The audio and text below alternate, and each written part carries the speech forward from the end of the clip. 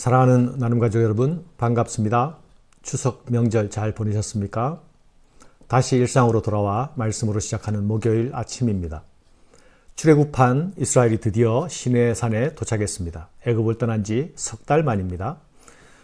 이스라엘은 하나님이 모세를 처음 부르실 때에 하신 약속대로 시내산에 도착했습니다.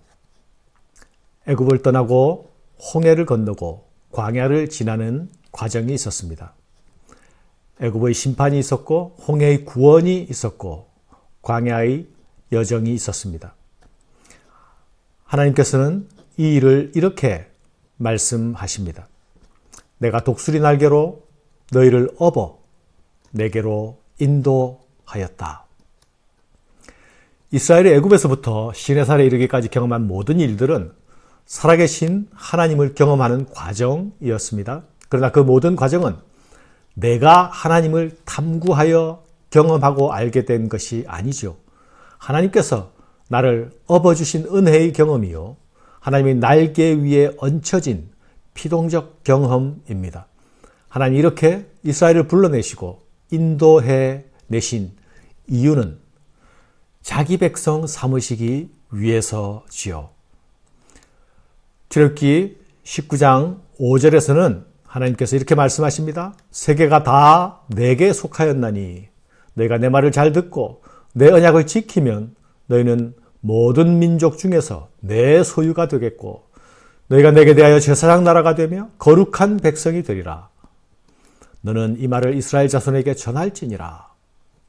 여기 하나님께서 부르신 그 부르심의 목적이 나타나고 있습니다. 이스라엘은 하나님 앞에서 제사장 나라지요. 세상을 향한 제사장 나라입니다. 그들을 통해 세상을 복주시기 위하여 부름을 받았습니다. 부르신 하나님이 거룩한 분이시니 그들도 거룩한 백성이 되는 특권을 누립니다. 여기 부르심을 위한 조건도 나타납니다. 그것은 언약 관계입니다. 너희가 내 말을 잘 듣고 내 언약을 지키면 너희는 모든 민족 중에서 내 소유가 되겠고. 모세는 이 하나님의 말씀을 백성들에게 전달합니다. 그리고 백성들은 하나님께서 하신 말씀대로 행하겠다고 일제히 응답합니다.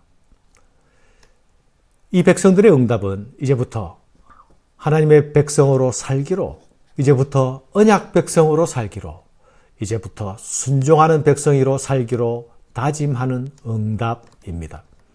하나님은 이 다짐을 위하여서 친히 자기 백성 위에 강림하십니다. 시내산에 강림하시는 하나님은 자기 백성과 언약식을 맺기 위해 친히 찾아오시는 것이죠. 이것은 마치 신랑과 신부가 서로 만나는 결혼식과도 흡사합니다. 그런데 신부는 이스라엘이지만 신랑이 거룩하신 하나님이십니다. 인간의 결혼식에도 신랑을 맞는 신부는 정결하게 단장하지 않습니까? 그래서 하나님은 이스라엘에게 성결을 명하시죠. 이스라엘은 명령대로 자기 옷을 빨고 성적 행위를 삼가고 신랑 되실 하나님을 기다립니다. 이런 행동은 그들이 대면하게 될 신랑이 거룩하신 하나님이요, 성결 없이는 배울 수 없는 분임을 기억하는 행동입니다. 드디어 신랑 되신 하나님의 입장 순간입니다. 그런데 하나님이 입장하시는 무대가 아주 특별합니다. 온 산, 온 시내산 가득 덮인 구름이 있습니다. 하나님의 임재의 신비를 가득 채웁니다. 그 가운데서 우레와 번개가 몰아칩니다. 경이로운 두려움에 사로잡힙니다. 가득한 나팔 소리가 온 산에 울려 퍼집니다. 신비함과 두려움 가운데 기대감이 고조됩니다. 이 신적 장엄 앞에서 신부가 될 온 백성들은 떨고 있습니다. 만남에 감격이 있어야 할 텐데, 만남에 기쁨이 있어야 할 텐데, 감격 이전에, 기쁨 이전에 먼저 두려움입니다. 왜입니까? 그것은 바로 우리가 극복할 수 없는 존재의 격차 때문이죠. 어떤 인간도 비록 성결케 된 인간이라 할지라도 하나님은 인간이 감당할 수 없는 분이십니다. 이 백성들의 두려움은 우리의 상상을 넘어서는 하나님과 우리 사이의 존재의 격차를 말해줍니다. 이 격차는 피조물과 창조주 사이의 격차요, 거룩하신 하나님과 죄인된 인간의 격차입니다. 가득한 신비와 가득한 두려움 가운데서 하나님은 불 가운데 강림하십니다. 불 가운데 강림하시는 하나님은 그 산이 마치 화산인 듯 연상케 하는 그런 불의 산 위로 강림하십니다. 자욱한 연기와 함께 온 산이 진동하는 지진도 함께 동반됩니다. 나팔 소리는 더욱 커집니다. 자연의 모든 것을 동원하여서 지금 강림하시는 분이 여호와 하나님임을 증거하고 있습니다. 하나님께서 그 가운데 모세에게 말씀하십니다. 백성들에게 경고하라, 제사장들에게 경고하라 말씀하십니다. 여호와께서 모세에게 이르시되 내려가서 백성들을 경고하라. 백성들이 밀고 들어와 나 여호와에게로 와서 보려고 하다가 많이 죽을까 하노라. 또 여호와에게 가까이 하는 제사장들에게 그 몸을 성결히 하게 하라. 나 여호와가 그들을 칠까 하노라. 백성들이 경계를 범하고 거룩하신 하나님의 영역을 침범하면 하나님이 그들을 치실 것이라 말씀하십니다. 여호와께서 그들에게 이르시되 가라. 너는 내려가서 아론과 함께 올라오고 제사장들과 백성들에게는 경계를 넘어 나 여호와께로 올라오지 못하게 하라. 내가 그들을 칠까 하노라. 백성들이나 제사장들이나 경계를 넘어서 만일 하나님의 영역을 돌파하게 된다면 하나님께서 그들을 돌파하실 것이라 경고하십니다. 오직 모세와 아론만이 예외를 허락하십니다.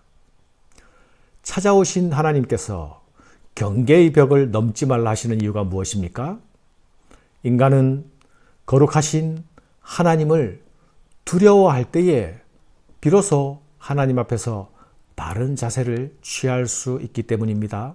사랑하는 여러분, 하나님은 이스라엘을 친히 찾아오셨지만 함부로 대면할 수 있는 분이 아니십니다. 그들의 안전은 오직 하나님을 하나님 되게 대하는 데에만 달려 있습니다. 여호와를 직접 보려는 열망보다 더 중요한 것은 여호와의 명령에 순종하는 것이라는 사실을 기억해야 하겠습니다. 사랑하는 여러분, 예수 그리스도는 우리와 새 언약을 맺으신 우리의 언약 신랑이 되셨다는 사실을 알고 계시죠? 그리스도는 이 언약을 위하여서 자신의 살과 피를 우리에게 주셨습니다. 이 언약은 피의 언약입니다. 자기 피로 세운 사랑의 언약입니다. 이스라엘이 불 가운데 임하신 하나님을 만난 것처럼 우리는 예수 십자가 사건을 통하여 하나님을 만났습니다. 이스라엘의 시내산 경험이 생생한 하나님 경험이었던 것처럼 우리는 예수 십자가 사건이 나에게 생생한 하나님 사건이 됩니다. 그 하나님께서 우리에게 내 안에 거하라 하셨습니다. 모든 두려움의 경계는 무너졌습니다. 그 하나님께서 우리에게 아빠, 아버지라 부르라 하십니다. 그분은 여전히 우리의 보호자와 공급자가 되실 것입니다.